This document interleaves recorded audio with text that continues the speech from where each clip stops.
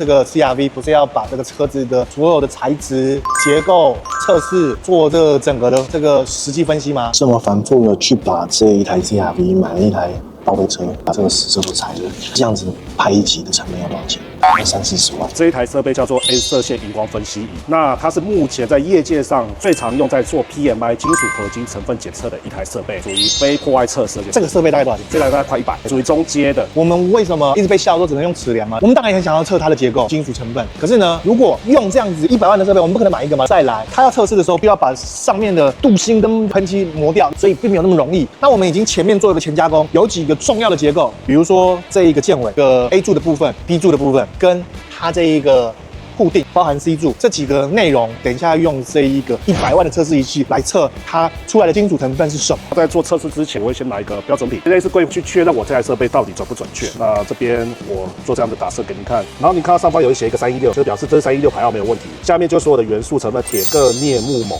那表示我所有东西都标准规范方面，那表示我这台设备测试上没有问题。好，不同的这一个，比如316、450或者是800，它每一个合金的号数，它的强度都不同，对不对？主要是金属的成分不同，会影响到你每个车的可能强度、耐磨性或者延展性，每个元素有它不同代表的意义。像这个地方它的锰就特别高，锰其实跟硬度非常有关系，所以像前面的这部分，看含高锰就怕它撞击的时候，我需要有强度可以让它去支撑。